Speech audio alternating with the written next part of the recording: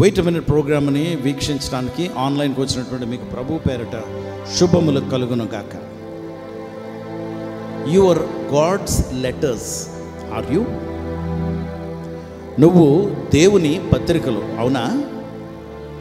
దేవుని బిడ్డలారా, ఒక అద్భుతమైనటువంటి మాట పౌలు కొరింథీయులకు రాసిన 2వ పత్రిక 3వ అధ్యాయము 3వ వచనంలో చెప్తున్నాడు.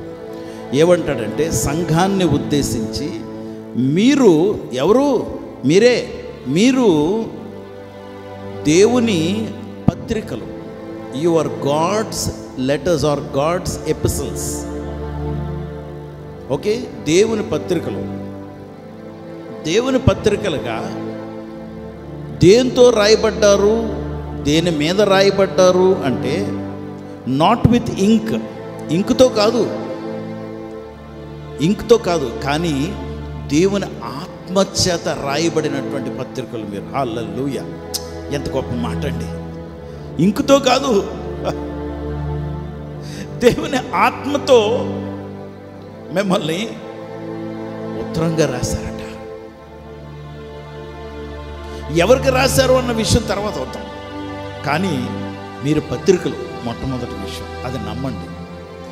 ఎందుకు పత్రికలు అంటే, మీరు దేవుణ్ణి నమ్మారు కనుక, యేసు ప్రభుల వారిని మీ రక్షకుడిగా అంగీకరించారు కనుక మీరు దేవుని పత్రికలు. మీరు దేంతో రాయబడ్డారంటే, నాట్ విత్ ఇంక్తో కాదు, కానీ దేవుని ఆత్మతో రాయబడ్డారు. దేని మీద రాయబడ్డారంటే, రాతి పలకల మీద కాదు. హల్లెలూయా! ఎంత గొప్ప మాట. రాతి పలకల మీద కాదు అంటే, రాతి పలకల మీద రాశారా? ఎప్పుడైనా రాశారు? ఎవరు రాశారు? దేవుడే రాశాడు. ఎక్కడ రాశాడు? పాత నిబంధనలో. ఎవరికి ఇచ్చారు ఆ రాతి పలకలు? మోషేకి ఇచ్చారు. కనుక ఆ రాతి పలకల మీద రాయబడినటువంటి అక్షరాలు దేవుని వ్రేలుతో రాసినటువంటి అక్షరాలు. ఏమి రాశారు అంటే, ధర్మశాస్త్రాన్ని రాశారు, చట్టాన్ని రాశారు. ఇలా చేయవలను, ఇలా చేయకూడదు, ఇలా చేయకూడదు, ఇలా చేయకూడదు అని రాశారు. కానీ మీరు పాత నిబంధన వారు కాదు, మీరు నూతన నిబంధనలో యేసు ప్రభు వారిని రక్షకుడిగా అంగీకరించిన మీరు దేవుని పత్రికలు. Your God's letters. దేనితో రాయబడ్డారంటే, not with ink but with the spirit of God. దేవుని ఆత్మతో రాయబడిన పత్రికలు. ఎక్కడ రాయబడ్డారంటే, రాతి పలకల మీద కాదు, మాంసపు గుండెల మీద. అంటే మీ హృదయాల్లో ఆయన రాశారు. ఏమి రాశారంటే, ఆ ధర్మశాస్త్రాన్ని మీ లోపల రాశారు, మీ గుండెల మీద, మీ హార్ట్ మీద, మీ అంతరంగంలో. కనుక మీరు ఎవరికి రాయబడ్డారంటే, మీరు ఎవరి దగ్గరికి వెళ్తే, ఎవరికి మీరు రాజ్య సువార్త ప్రకటిస్తే వారికి మీరు పత్రికలు. ఎంత గొప్ప మాట అండి! ఏం వర్ణనండి! దేవుని మాట ఎంత అద్భుతం కదా! నాకు చాలా ఆనందం ఉందండి. ఎందుకు తెలుసా? మీరు బలహీనులు, మీరు చేతకాని వారు, మీరు దద్దమ్ములు, మీరు ఇలాంటి వాళ్ళు, అలాంటి వాళ్ళు, చదువు లేదు, సంజ లేదు, నష్టపరిచిన వారు, నష్టం అయిపోయిన వారు, శనిగొట్టిన వారు అని రకరకాలుగా మాటలు మీరు విన్నారే. ఈరోజు దేవుడు చెప్తున్న మాట మీ గురించి. మీరు ఎవరు? ఏమై ఉన్నారు? దేవుని పత్రికలు. Your God's apostles. పౌలు రాసిన సంఘాలకు రాసిన పత్రికలు, రోమీలకు రాసిన పత్రిక, కొరింథీయులకు రాసిన పత్రిక, గలతీయులకు రాసిన పత్రిక, ఎఫెసీయులకు రాసిన పత్రిక, ఫిలిప్పీయులకు రాసిన పత్రిక, కొలసీయులకు రాసిన పత్రిక. ఇక అంతే కాబోసు వీడికి మర్చిపోయాడేమో అనుకున్నారు. కాదు, తెస్సలోనికలకు రాసిన పత్రిక, తిమోతికి రాసిన పత్రిక. నాకు గుర్తుందండి. కానీ దేవుని బిడ్డలారా, మీ గురించి నాకు గుర్తుందో లేదో పక్కన పెట్టండి, అది పెద్ద ముఖ్యం కాదు.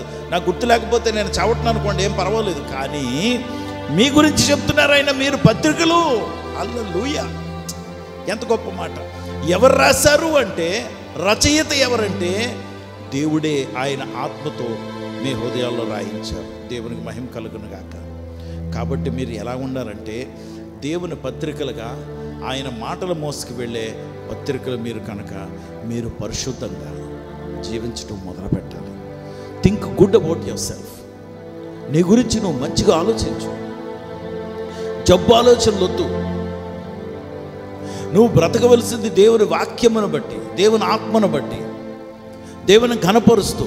అందుకే దేవుని పత్రికలుగా మీరు జీవించాలని నేను మిమ్మల్ని ప్రోత్సహిస్తూ నేను ప్రార్థన చేస్తున్నాను. పరిశుద్ధుడా ప్రభా, అద్భుతమైనటువంటి నీ మాటను బట్టి నీకు వందనాలు ప్రభా.